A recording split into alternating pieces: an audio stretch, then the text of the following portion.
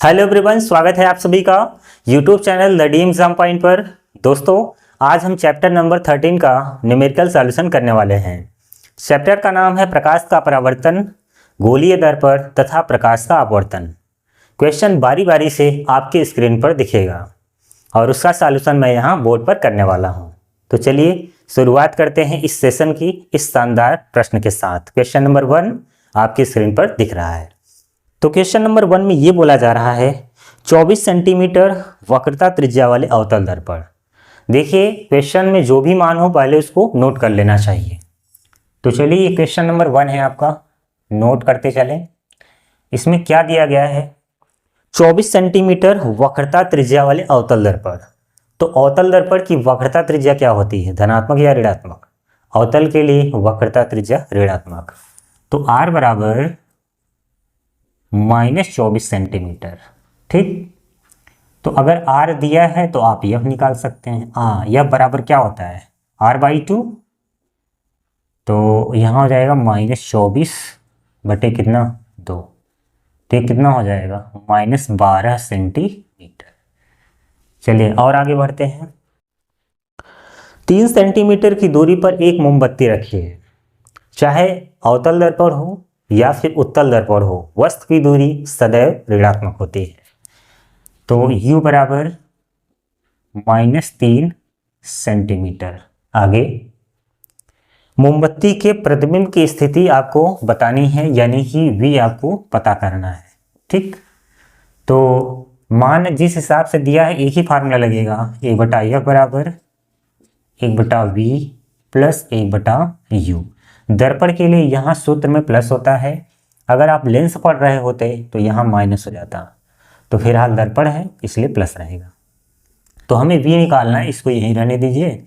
तो हो जाएगा 1/F माइनस 1/U। चलिए मान रखा जाए 1/F यानी कि -1/12 माइनस U का मान है -3, तो हो जाएगा प्लस 1/3।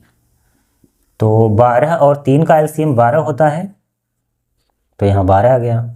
तो भाग देंगे, एक बार जाएगा तो -1 और यहाँ 4 बार तो +4। तो हो जाएगा 1/V बराबर 3/12। तो ये कट गया, तो V बराबर आ गया कितना 4 सेंटीमीटर। और V का मान यहाँ पर प्लस में आया है।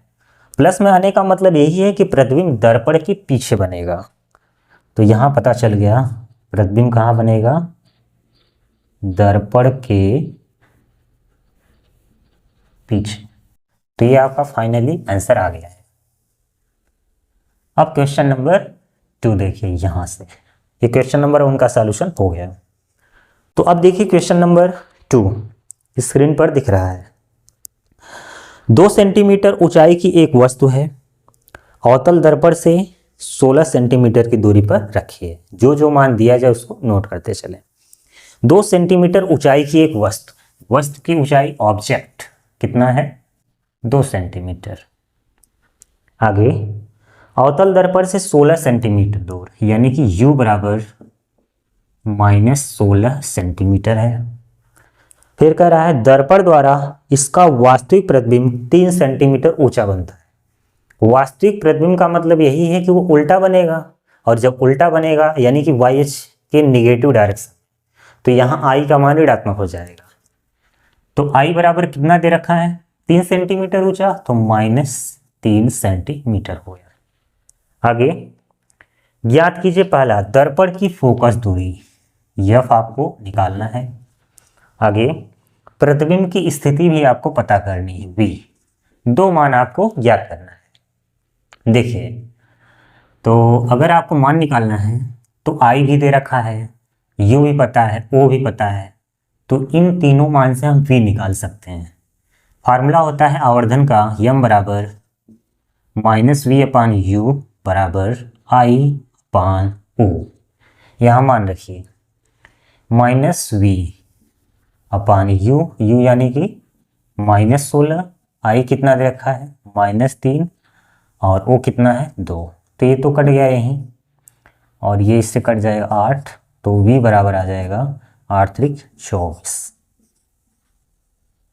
तो V का मान यहाँ निगेटिव आया है, इसका मतलब यही है कि प्रतिबिंब कहाँ बनेगा, दर्पण के सामने। सामने का मतलब यही होता है कि जिस तरफ वस्तु है प्रतिबिंब भी उसी तरफ बनेगा। कितनी सेंटीमीटर दूर, 24 सेंटीमीटर दूर बनेगा। ठीक, एक मान और निकालना है, फोकस। और फोकस निकालने का सूत्र आप सभी को पता है, तो चलिए यहाँ पर देख लीजिए। फार्मूला है 1/f बराबर 1/v प्लस 1/u। तो इसी में आपको मान रखना है, तो चलिए मान रखा जाए। 1/v यानी कि कितना हो जाएगा, -1/24 प्लस u तो माइनस में है, तो -1 कितना 16। तो 24 और 16 का एलसीएम 48। एलसीएम आप सभी को आता होगा निकालना। तो चलिए भाग दीजिए, 2 बार जाएगा तो -2 प्लस माइनस माइनस हो जाता है। 16 3 48, 3 एकम 3। तो 1/f बराबर -5 कितना 48। अगर आप यफ निकालेंगे तो ये पलट जाएगा, -48 कितना 5। तो भाग दीजिए, 5 9 45, बचेगा 3, पॉइंट बढ़ेगा तो हो जाएगा कितना 30, 5 6 30। तो इतना सेंटीमीटर हो गया। यफ ऋणात्मक क्यों आया है, क्योंकि ये दर्पण आपका कौन सा था, अवतल दर्पण, इसीलिए यहाँ पर यफ का मान क्या आया है, ऋणात्मक आया है। तो ये क्वेश्चन नंबर 1 का सॉल्यूशन हो गया, और ये क्वेश्चन नंबर 2। स्क्रीनशॉट लेना है तो ले लीजिए। ठीक, चलिए अब बढ़ेंगे हम अगले क्वेश्चन की तरफ। ठीक है, पहले इसको मिटा दें।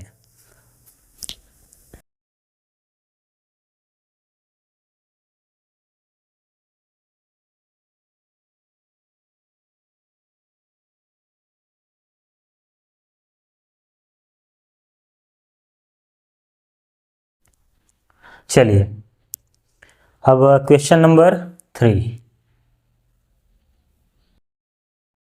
इसमें क्या बोला जा रहा है, ध्यान से देखिएगा। एक अवतल दर्पण अपने से 10 सेंटीमीटर की दूरी पर रखी वस्तु का 3 गुना बड़ा वास्तविक प्रतिबिंब बनाता है। दर्पण की वक्रता त्रिज्या ज्ञात करनी है। इसमें कह रहा है कि एक अवतल दर्पण अपने से 10 सेंटीमीटर की दूरी पर रखी वस्तु, यानी कि वस्तु की दूरी आपको दे रखा है, u बराबर माइनस कितना 3 गुना है, और सॉरी 10 सेंटीमीटर की दूरी पर है, तो यहाँ ठीक है। फिर कह रहा है 3 गुना बड़ा वास्तविक प्रतिबिंब बनाता है। वास्तविक प्रतिबिंब का मतलब यही है कि उल्टा प्रतिबिंब बनेगा। तो जब उल्टा प्रतिबिंब बनेगा तो यानी m का मान क्या हो जाएगा, ऋणात्मक। ठीक, अगर यहाँ सीधा प्रतिबिंब बनता, सीधा प्रतिबिंब अवतल दर्पण में कब बनता है, जब उसका प्रतिबिंब दर्पण के पीछे हो, यानी कि वस्तु फोकस और ध्रुव के बीच में हो, तो उसका प्रतिबिंब दर्पण के पीछे बनता है।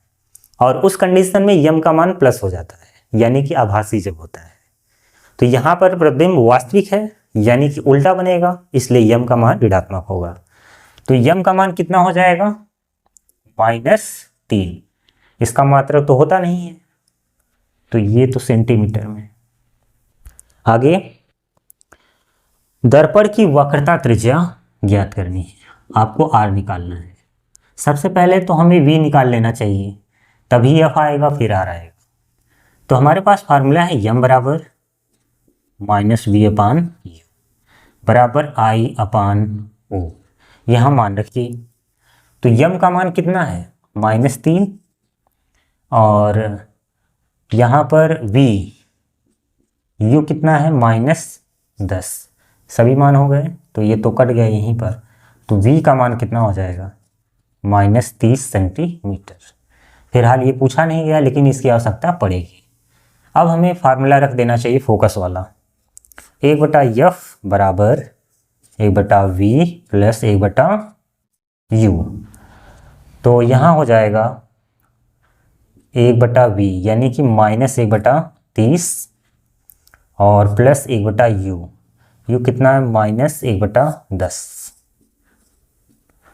तो यहाँ हो जाएगा 1/f बराबर, एलसीएम होगा 30, भाग देंगे आप तो कितना हो जाएगा, -1 -3, तो F बराबर आएगा -4 बटे कितना 30, तो ये कट गया 2/15 है, -2 बटे कितना 15 सेंटीमीटर। इसको ऐसे ही रहने दीजिए, हमें R निकालना है। तो F बराबर होता है R/2, F बराबर R/2, तो R बराबर क्या होगा 2F, ठीक है। तो 2 इंटू F यानी कितना -2/15, -2 बटा कितना 15, तो ये हो जाएगा R बराबर -4 बटे कितना 15 सेंटीमीटर, ठीक। आप भाग देंगे तो वो पॉइंट में चला जाएगा, तो आप ऐसे ही रहने दीजिए या फिर भाग दे दीजिएगा अपना। क्वेश्चन नंबर 4, ठीक। तो अब देखिए यहाँ पर क्या करना है, यहाँ पर आंसर कितना आया है -4 बटे F बराबर क्या पूछा, R बराबर 2F है। अच्छा यहाँ ये पलटा नहीं गया, मिस्टेक है, एक मिनट सही करते हैं इसको। तो यहाँ हो जाएगा F बराबर, इधर पलट रहे हैं तो उधर भी पलटेगा भाई, इसलिए जल्दबाजी हो गई यहाँ 30 बटे कितना 4, तो हो जाएगा -15 बटे कितना 2, तो यहाँ हो गया सेंटीमीटर लिख दीजिए। तो हमें निकालना R, तो R बराबर क्या होता है 2F, मान रखिए 2 इंटू F, -15 बटे कितना 2 कट गया, तो R बराबर आ जाएगा -15 सेंटीमीटर। जल्दबाजी हो गई थी थोड़ी। तो ये आपका पूछा गया था वक्रता त्रिज्या। अब क्वेश्चन नंबर 4 देखिए, एक 3 सेंटीमीटर ऊंची वस्तु, 3 सेंटीमीटर ऊंची वस्तु है यानी कि O, ठीक। आगे 15 सेंटीमीटर लिखते जाइए, 3 सेंटीमीटर ऊंची वस्तु है, O बराबर कितना है 3 सेंटीमीटर। आगे 15 सेंटीमीटर फोकस दूरी वाले अवतल दर्पण, अवतल दर्पण की फोकस दूरी -15 सेंटीमीटर हो जाएगा। आगे अवतल दर्पण के सामने 20 सेंटीमीटर की दूरी पर रखिए, U बराबर -20 सेंटीमीटर। फिर कह रहा है दर्पण से कितनी दूरी पर पर्दा रखा जाए, दर्पण से कितनी दूरी पर पर्दा रखा जाए यानी कि जहां प्रतिबिंब बनेगा, यानी कि आपको क्या निकालना है V का मान जितना आएगा उतनी दूरी पर आपको पर्दा रखना पड़ेगा। फिर कह रहा है ताकि पर्दे पर इसका चमकीला प्रतिबिंब बने, ठीक। आगे कह रहा है प्रतिबिंब की प्रकृति तथा आकार ज्ञात करना है, तो सभी मान आपको इसमें दे दिए गए हैं। तो देखिए इसमें F पता है, U पता है, तो V आसानी से आएगा। तो हम जानते हैं कि 1/F बराबर होता है 1/V प्लस 1/U।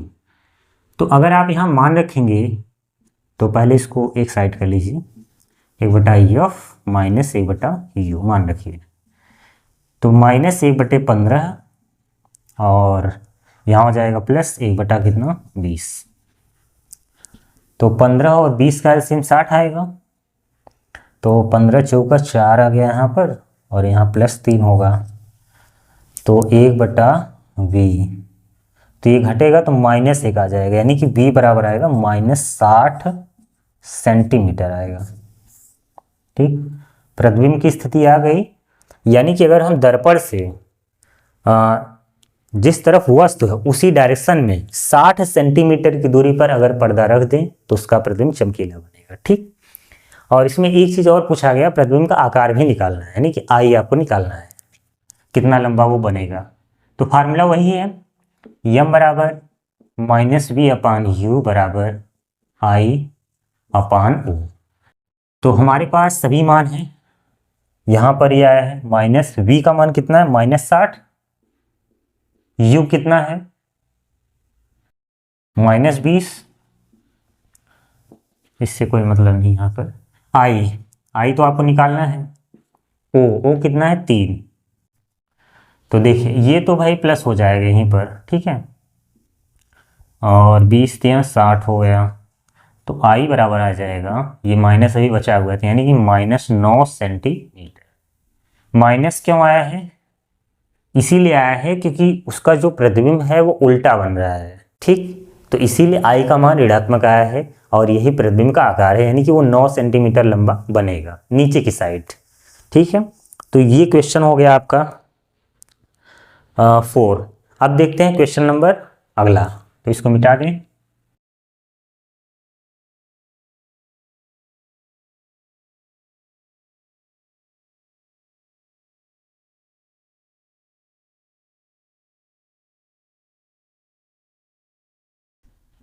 तो चलिए 4 क्वेश्चन का सॉल्यूशन हो गया। अब बढ़ेंगे हम अगले क्वेश्चन की तरफ। क्वेश्चन नंबर 5 देखिए क्या कह रहा है।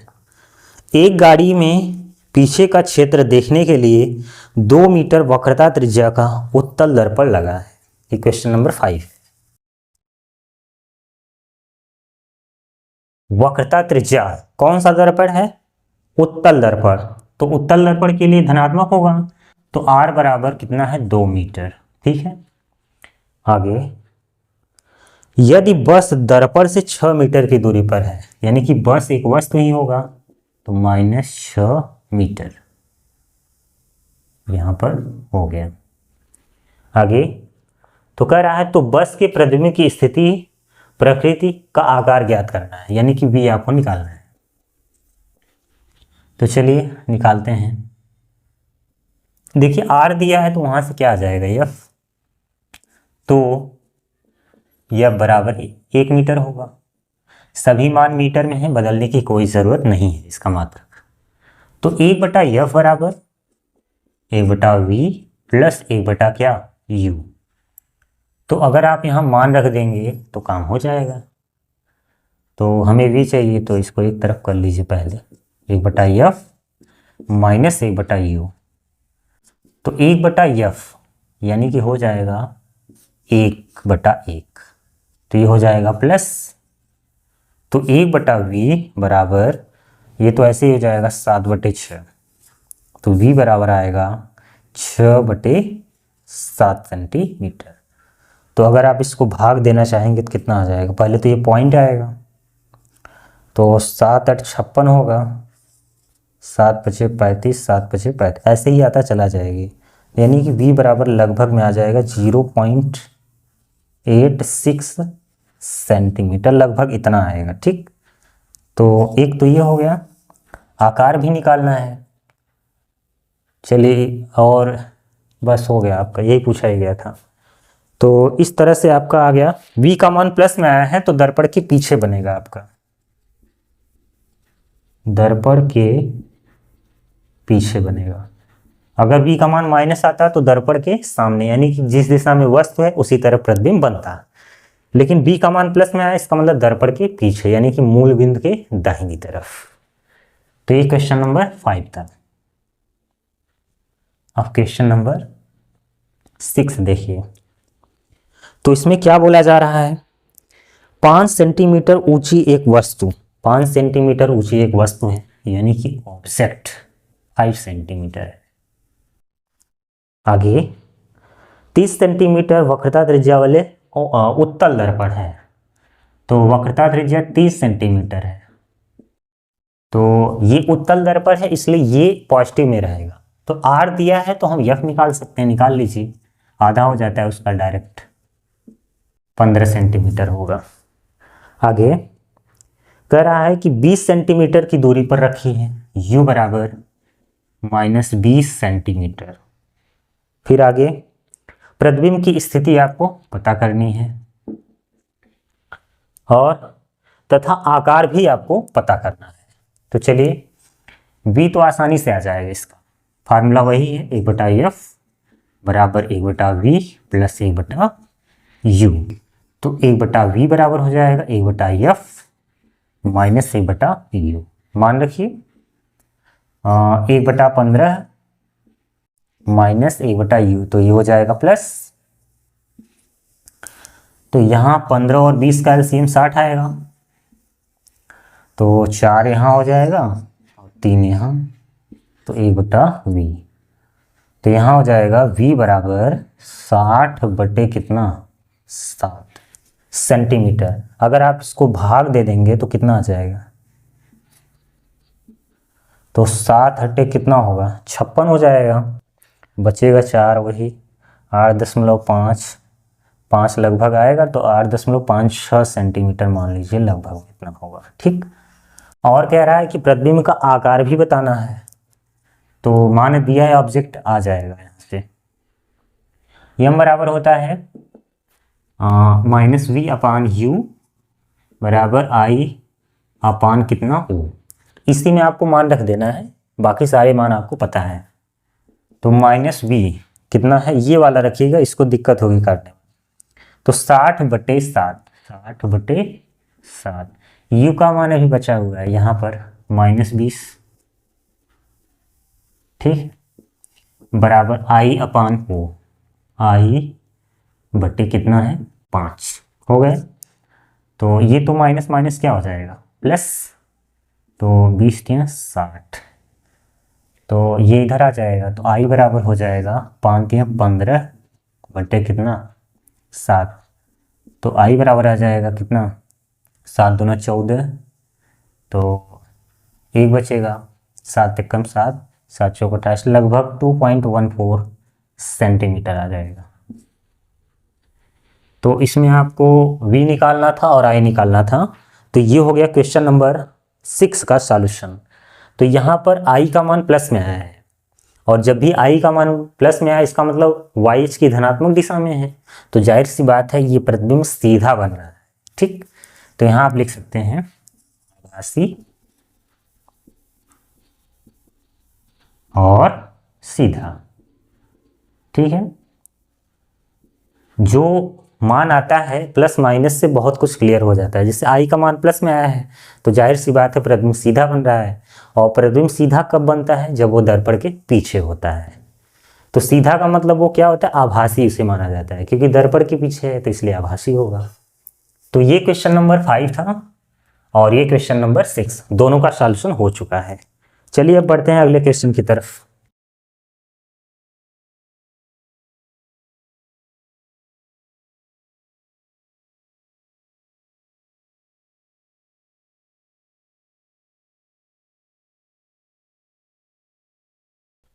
तो चलिए अब अगला क्वेश्चन देखते हैं क्या कह रहा है। Question number 7। तो यहां पर बोला जा रहा है वायु में 500 नैनोमीटर तरंगदैर्घ्य का प्रकाश पुंज, ये तरंगदैर्घ्य आपको दे रखा है। ठीक है, तरंगदैर्घ्य का प्रतीक क्या होता है, लैम्डा। तो कह रहा है कि वायु में है, तो चलिए ऐसे लिखते हैं, तरंगदैर्घ्य का प्रतीक लैम्डा वायु में है, तो लैम्डा ए बराबर कितना है 500 नैनोमीटर, 500 नैनोमीटर। ठीक है, और मान किस में दे रखा है, और कोई मान तो है नहीं, चलो इसको सही कर लेते हैं। 500 इंटू नैनो हटाएंगे 10⁻⁻9 मीटर हो गया, और इसे स्टैंडर्ड फॉर्म में लिखेंगे तो हो जाएगा 5×10⁻⁻7 मीटर। तो ये लैम्डा ए है, यानी कि वायु में प्रकाश की तरंगदैर्घ्य। आगे प्रकाश पुंज अपवर्तनांक 1.5 की प्लेट में, अपवर्तनांक का प्रतीक होता है 1, माने कि n, इसका मान 1.5 है, प्रवेश करती है। पहला, कांच में इसकी चाल बतानी है, कांच में चाल v होता है, तो कांच यानी कि Vg हो गया, ये आपको निकालना है। और क्या आपसे पूछा गया है, आवृत्ति भी आपको निकालनी है। आवृत्ति का प्रतीक n भी होता है, n यहाँ पर है तो बदल दीजिए, न्यू, इसे क्या कहते हैं, आवृत्ति न्यू पढ़ते हैं, न्यू आपको निकालना है, ये आवृत्ति ही है। ठीक, और आगे तरंगदैर्घ्य ज्ञात करना है, कहाँ, कांच में, तरंगदैर्घ्य कांच में निकालना है। ठीक, कोई दिक्कत नहीं। तो सभी मान दिए गए हैं, तो चलिए निकालना शुरू करते हैं। तो यहां से आप इसका सॉल्यूशन देखिए। तो देखिए, अगर कांच में इसकी चाल निकालनी है तो हमारे पास फार्मूला होता है अपवर्तनांक का, n बराबर c/v। ठीक है, तो ये जा रहा है किसमें, कांच में। तो अगर आपको Vg निकालना है तो Vg इधर आ जाएगा, Vg बराबर c/n। c क्या होता है, प्रकाश की चाल, तो प्रकाश की चाल तो फिक्स है, 3×10⁸ मीटर पर सेकेंड और n का मान 1.5, तो 1.5 दूना 3, तो Vg आ गया, यानी कि कांच में प्रकाश की चाल आ गई कितनी, 2×10⁸ मीटर पर सेकेंड, इतना होता भी है। ठीक, एक तो आ गया। अब चलिए आगे बढ़ते हैं। आपको क्या निकालना है, न्यू यानी कि आवृत्ति। और देखिए हमारे पास फार्मूला होता है C बराबर न्यू लैम्डा, यानी कि इस तरह से। तो अगर आपको न्यू चाहिए यानी कि आवृत्ति, तो हो जाएगा C/λ। तो ये क्या हो जाएगा, A है ना आपका, प्रकाश के लिए है, तो आवृत्ति तो बदलती नहीं है ये,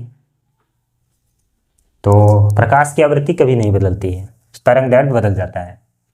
तो यहाँ पर C का मान कितना दे रखा है, 3×10⁸। लैम्डा ये कितना दे रखा है, 5×10 कितना, -7। तो अगर ये ऊपर जाएगा तो 10 की घात कितना हो जाएगा, 15, 8 7 15 हो गया। और ये कितना है, 3/5, 3/5, तो ये हो जाएगा 0.6 इंटू 10⁻15 हर्ट्ज। या फिर इसको आप पॉइंट उधर ले जाएंगे तो वो एक और कम हो जाएगा, यहाँ हो जाएगा 6×10⁻14 हर्ट्ज। तो ये आवृत्ति न्यू आ गया। ठीक, एक यहाँ आ गया। तो अब यहाँ पर अभी आपको एक मान और निकालना है, लैम्डा जी। लैम्डा जी मतलब यही है कि कांच में प्रकाश की तरंग दैर्ध्य निकालनी है। तो इसका ये फार्मूला होता है अपवर्तनांक को लेकर, n बराबर y में प्रकाश की तरंग दैर्ध्य बटे माध्यम में प्रकाश की तरंग दैर्ध्य। तो यहाँ से हमें निकालना है लैम्डा जी, तो लैम्डा जी हो जाएगा लैम्डा A/n। तो लैम्डा ए आपको पहले से ही पता है, 5×10⁻⁻7 और बटे में n कितना है, 1.5।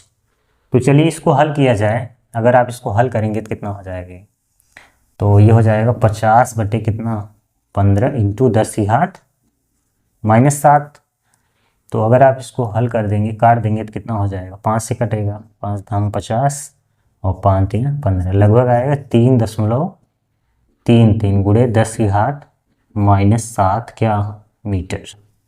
तो ये आ गया लैम्डा जी। ठीक है, तो इसमें 3 क्वेश्चन पूछे गए थे। एक तो ये बताना था कि कांच में जो प्रकाश की चाल है वो कितना है, यहाँ पर है।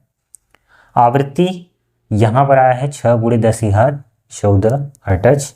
और कांच में जो प्रकाश की तरंग दैर्ध्य है वहाँ है, क्योंकि तरंग दैर्ध्य माध्यम में दूसरे माध्यम में जाने पर तरंग दैर्ध्य बदल जाता है, लेकिन आवृत्ति नहीं बदलती है।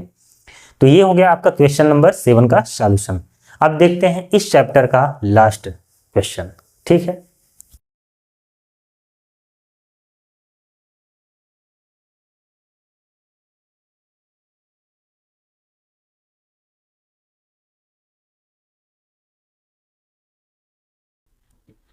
ठीक है।